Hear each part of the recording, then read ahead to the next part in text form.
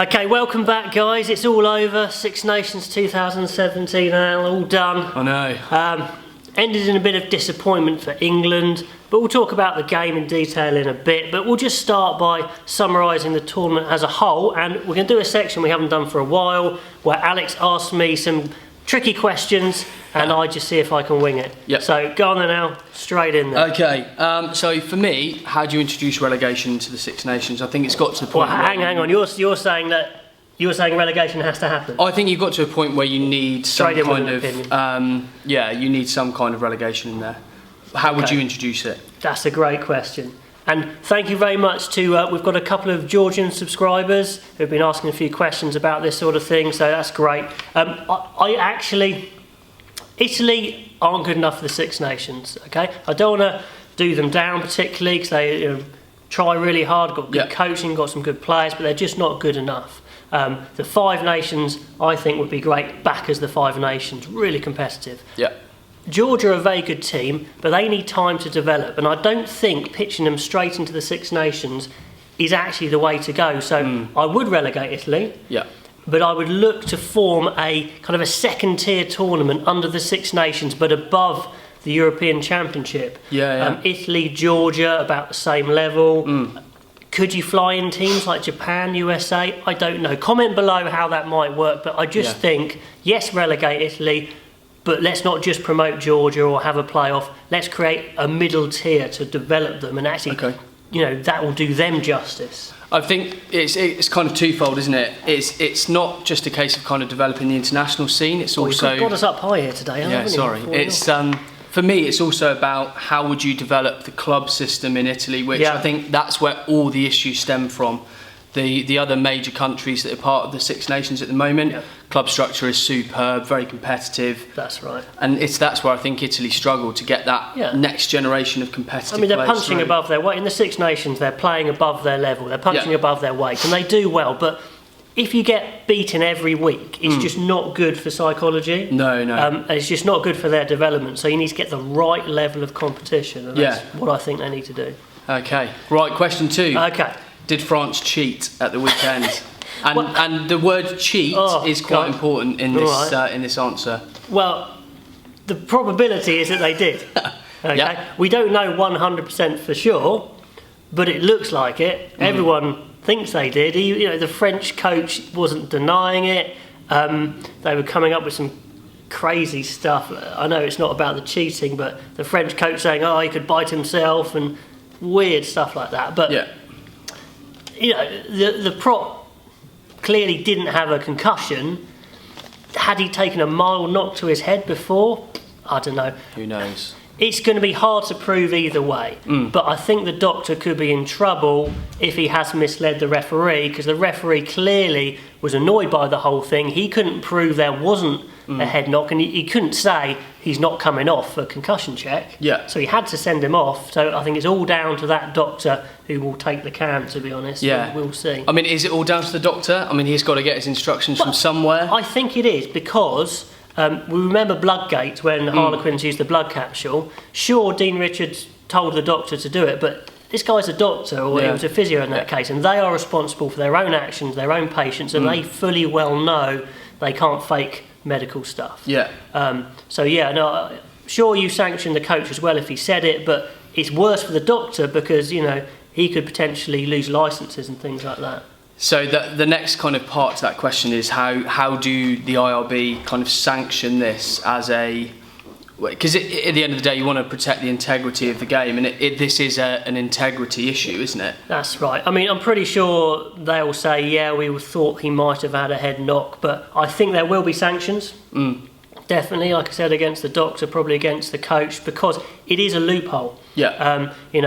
They want to protect people against concussion. You have to let them go off for an assessment, but we've just now started to see how you can abuse the system. So I think they will come down hard. Even if it's not proven, I still think there'll be a sanction. Good.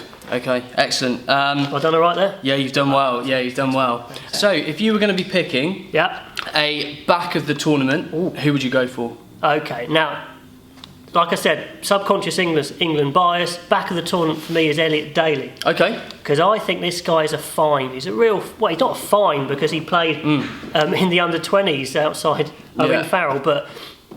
You know, he's come into the international scene and he has shown how high quality he is. And he's actually shown up. You know, some of the other players and some of the other wingers, I mean, he's not a winger as such, but he's been the best winger. So that's impressive. Yeah. So I just think, maybe from an England point of view, what a find. He's got to be in the team somewhere. Yeah. I think he's awesome. I've gone with Finn Russell for my back of the tournament. Yeah. I think you could go with other individuals. Yeah, I mean, he had his shocker, obviously, against England. But the rest of the tournament, he's been arguably the standout fly half in the tournament. Obviously, Johnny Sexton's been injured a lot, but he offers a lot to that Scottish side. We'll come back to that. But yeah, no, Finn Russell, massive talent. Yeah. Right, so you're forward of the tournament. Who have I put? Okay, I've put Warburton. Sam Warburton, actually, because you know, he was a little bit written off. He was under pressure. You know, the best thing Howley's done is taken the captaincy off him. Yeah, I agree. And he's just been rejuvenated, and he looks excited and fresh, and he's getting on the ball. He's being strong. I just think it's been a real turnaround for him. So hats off to Sam Warburton. Yeah, I've gone with CJ Stander or Joe Launchbury. Well, which one then? It could go. It could go either way. You asked the question. I think in terms of all-round game, I think you go Joe Launchbury. Okay. If you're looking for the impact in games, I think CJ Stander's been immense. So hang on. So which one? I'm going Launchbury. Okay. Yeah, I'm going Launchbury. But I think CJ Stander has had a superb tournament. He's been immense for Ireland. For sure. And then, have you picked an overall? Okay, now you did ask me this one before because, you know, it was going to be tricky. So I had a good old think about this one. And actually, I think it's Johnny Sexton for me. Okay. Because he came back from injury and he's just got straight back into it. People said, oh no, you know, he might be a bit rusty, but he came straight back in. What a fighter, what a competitor. Against England on Saturday, England smashed him deliberately 3 or 4 times, absolutely clattered him, and he just got back up for more. So I'm just so impressed. If he's not the starting line, well, I'll be amazed. Yeah, I mean, I've gone for Owen Farrell because again, just he's been immense. He had that one blip against Italy for his 50th cap, but I think weird that was. I think just the pressure of that occasion got a bit too much for him. But I think for the first time in his career, potentially, Johnny Sexton's had a bit of competition. Paddy Jackson, the first couple of games, was superb. That's right, so I think he's done well. He's answered a lot of critics who were questioning him parachuting back in without much game time. I think he's been superb, Johnny Sexton. Cool. Okay, well, a couple of things. Let's look at the England performance as a whole. Okay. I think this was the first time, well, not the first time, but we saw in this competition some wobbles in composure. The occasion maybe got to them. And we saw poor play. I don't know what you think, but I thought Itoje had his poorest game. Yeah, I thought he was weak. When we see he's got weaknesses, he has flailing arms when he tackles, can take a high tackle, can be a bit over exuberant. You don't want to, say don't be enthusiastic, but you're just seeing there's a few things he needs to be a bit careful when to go in and when not. It's kind of he lost his head at points during that Irish game, which for him he's quite a level-headed character, and that's been kind of the thing that has really got him on the England radar is that he is a level-headed character. He doesn't get overawed by the situation. That's right. I think that's the first time we've really seen that from him. And in tight games like Saturday, giving away penalties, knock-ons, whatever, is crucial. And that's what we saw. We saw England where, they weren't playing great, but then they gave away penalties. I saw Watson, Lawes make really bad knock-ons, just not looking at the ball, not focused, and that just killed England in that first half. I think they were tactically poor. I think you looked at the conditions and they obviously decided to go for a kick and chase game. I thought Ben Youngs had a fairly average game. I think his kicking was good, but the chase was poor, and I think there were too often it was ruck, kick away. And when you're struggling for possession, especially in that first half, you've got to maintain the ball. It was interesting because the first 5 minutes, England did a couple of kicks and the Irish made some mistakes, and they could have been in there and it could have changed the whole game. Before we kind of keep going with England, I would like to add Ireland were awesome. Superb. Hats off to them. We see in Six Nations what's so great about it is at home nations are so proud and so full of enthusiasm, commitment, and Ireland I thought put out an 80-minute performance. And I think I have criticised them quite a lot for not having that strength and depth. and to have 3 major injuries before you even start the game. Jamie Heaslip pulls out at the last minute. You think, okay, England have got a chance here. And the guys that came into that side at the last minute were superb. No. They were great. Scrum Marmion did a great job. Absolutely great job. Didn't miss a beat. No. Could have been a weakness, was not at all. No. Yeah, absolutely. Okay, so I thought there were some players who kind of let themselves down in the first half, although to be fair, in the second half they stepped back up, Laws stepped back up again, but it was a bit too late. Conditions-wise, I think we've seen... Now, we're going to criticise England a bit here, but it's going to be consistent with what we've said throughout. Yeah. Ford and Farrell struggle when it's unfavourable conditions, whatever that may be, weather, going backwards, strong defence, whatever it is. I just think... I don't see there being a problem with maybe changing it up and saying, let's start Farrell, Teo in this game and bring Ford on. Yeah, no, I agree. I don't know. Yeah, I think, and that's coupled with, if you're not going to start somebody like Danny Kerr, you save your impact players for later on in the game. George Ford and Danny Kerr work so well with quick ball together. That actually that is, as a finisher, which is what Eddie Jones is going for, that's a very strong pairing to bring on with Farrell then shifting to 12. Just gives them that little bit more oomph, a bit more go forward, I think. Yeah, I just think maybe it's easy in hindsight, but just with those conditions, it was drizzly, it was away from home. Ireland were going to, rush up and target forward and defence. Maybe just change it up and say, okay, we're going to start with Farrell, Teo, and then bring Ford on when the game breaks up. But anyway, it's easy in hindsight. What I would say though is that consistency-wise, Brown and Launchbury impressed me this tournament. Yeah. We know Brown hasn't got that cutting edge in attack, which is a shame, but he's super consistent. Yeah, I think he doesn't have a cutting edge, but the amount of times he beats that first defender, that second defender, before he then gets brought down to ground, he's probably one of the only fullbacks in the world that can break that first tackle and still make things happen, even if he doesn't make the yards that someone like Stuart Hogg can make. I mean, don't get me wrong, I still don't think he's the long-term solution, but I'm just praising him for consistency, really. And Launchbury has been so solid. In that game on Saturday, he was one of the guys I thought just stood up from the minute, minute one. Yeah, no, I agree. Got to be a Lion, got to be a Taurat. Yeah, I think so. And to be fair to him, I thought Dylan Hartley had a good first half. Actually, compared to everybody else, I don't think Jamie George had the impact that we were after this week. No. And Dylan Hartley, I thought, actually...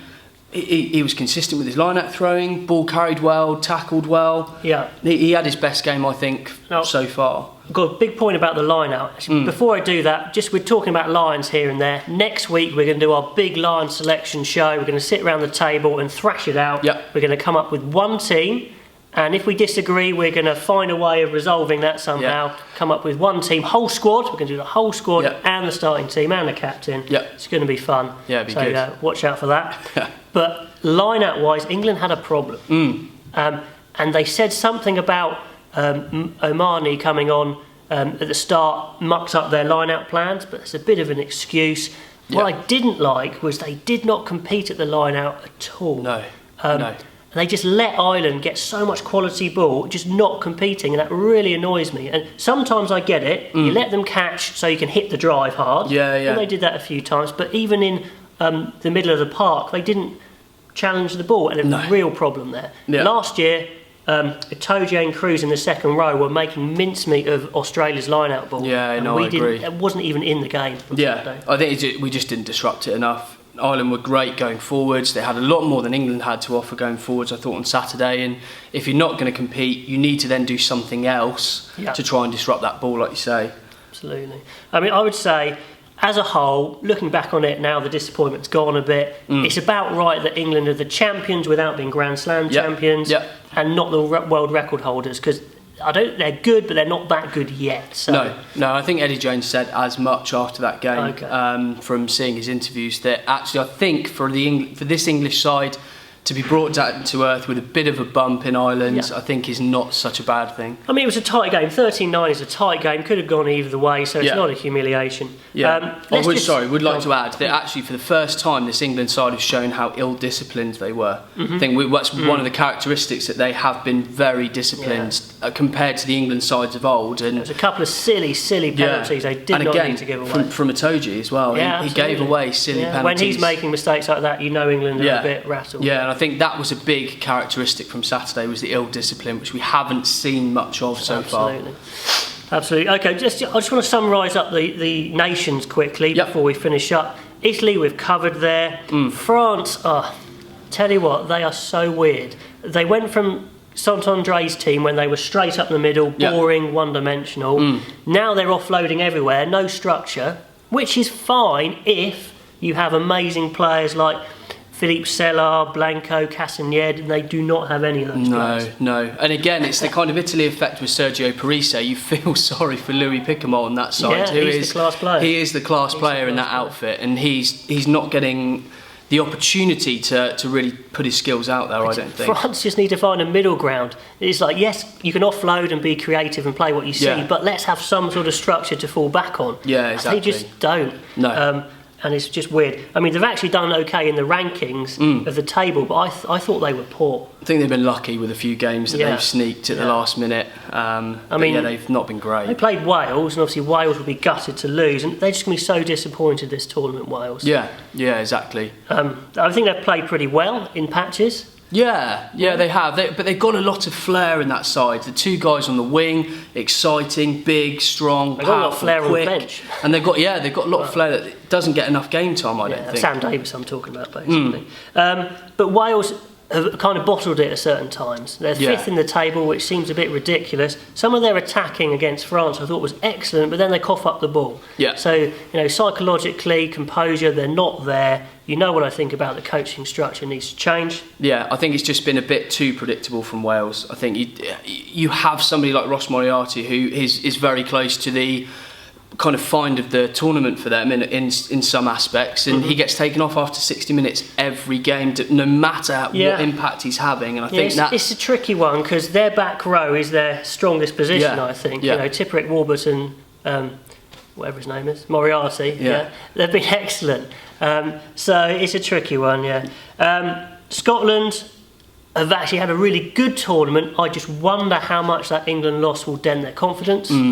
Yeah, and the lack of Vern Cotter next season, I think. And however that decision came about, you can't argue against what he's brought to that Scottish outfit. Right. He's brought the belief back, he's brought that passion for the jersey back. And I don't think you can underestimate the impact that him not being there next season will have. Although I think that Gregor Townsend will have an uplifting effect. He's a Scot, he's a very good coach.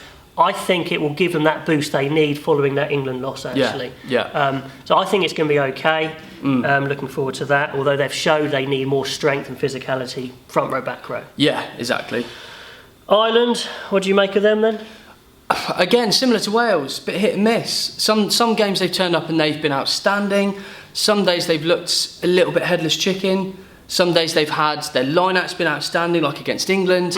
Other games, the Wales game especially, their line-out faltered, was a bit stuttery.